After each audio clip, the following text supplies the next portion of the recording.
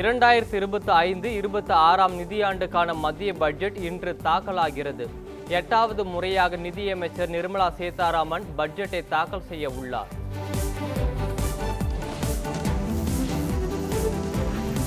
வடசென்னை பகுதியில் நேரில் ஆய்வு செய்தார் முதலமைச்சர் மு.க.ஸ்டாலின். தமிழக அரசுக்கு எதிராக ஆளுநர் தொடர்ந்து செயல்படுகிறார் என்றும் குற்றச்சாட்டு.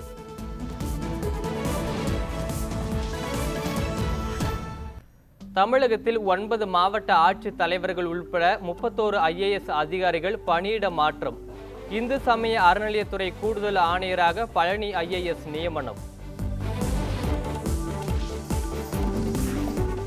தமிழ்நாட்டில் நெடுஞ்சாலைத்துறைக்கு சொந்தமான இடங்களில் கட்சி கொடிகள் அகற்றப்படுவதை ஏப்ரல் 28ஆம் தேதிக்குள் உறுதிப்படுத்த வேண்டும்.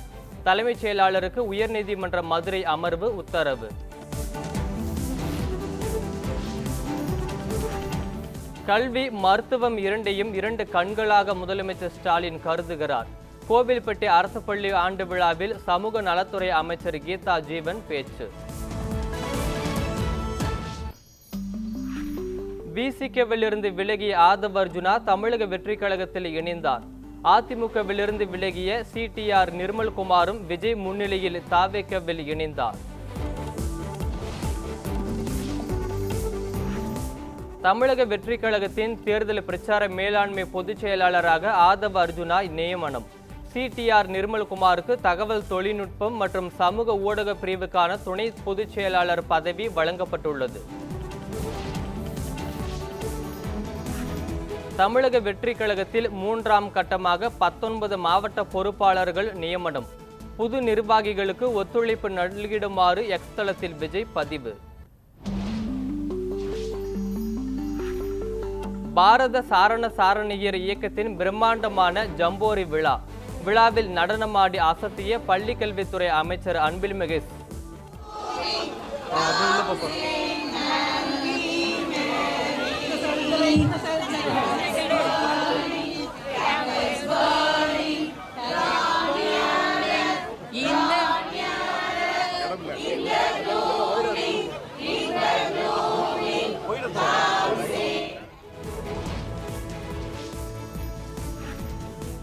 ஈரோடு மாவட்டம் கருங்கல்பாளையம் காவல் நிலையத்தில் சீமான் மீது 3 பிரிவுகளின் கீழ் வழக்கு பதிவு. இடைத்தேர்தல் பிரச்சாரத்தின் போது பொதுமக்களை அச்சுறுத்தும் வகையில் பேசியதாக வழக்கு பதிவு. நாகை மாவட்டத்தில் 12 மீனவ கிராமங்களில் இந்த ஆண்டு 20,566 ஆலிவர் ரெட்லி ஆமை முட்டைகள் சேகரிப்பு. இதுவரை 10 லட்சத்திற்கும் மேற்பட்ட ஆமை குஞ்சுகளை கடலில் விட்டுள்ளதாக வனத்துறை தகவல். சென்னை கிழக்கு கடற்கரை சாலையில் காரில் துரத்திச் சென்று பெண்களை மிரட்டிய விவகாரத்தில் முதல் தகவல் அறிக்கை பதிவு செய்யப்பட்டதில் தாமதமில்லை. பள்ளிக்கரணை காவல் துணை ஆணையர் விளக்கம். திருப்பரங்குன்றம் மலையில் மத்திய தொல்லியல் துறை அதிகாரிகள் ஆய்வு. நினைவு சின்னம் தோற்றப்பொழிவை அளித்தால் 2 ஆண்டு சிறை, 1 லட்சம் ரூபாய் அபராதம் என எச்சரிக்கை பலகை நிறுவினர். பிப்ரவரி 12ஆம் தேதி புதுச்சேரி சட்டசபை பட்ஜெட் கூட்டத்தொடர் தொடங்குகிறது. மார்ச் மாதம் பட்ஜெட் தாக்கல் செய்யப்படும் என சபாநாயகர் செல்வம் பேட்டி. டெல்லியில் கடும் குளிர் காரணமாக 56 நாட்களுக்குள் 474 பேர் உயிரிழந்ததாக தகவல். டெல்லி தலைமைச் செயலாளருக்கு தேசிய மனித உரிமைகள் ஆணையம் நோட்டீஸ்.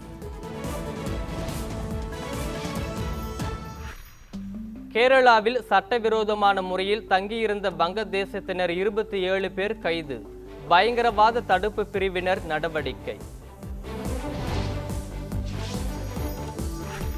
ஜம்மு காஷ்மீரின் பூஞ்ச் மாவட்டத்தில் பதுங்கியிருந்த 2 பயங்கரவாதிகள் சுட்டுக் கொலை. தேடுதல் வேட்டையின் போது பாதுகாப்பு படையினர் நடவடிக்கை.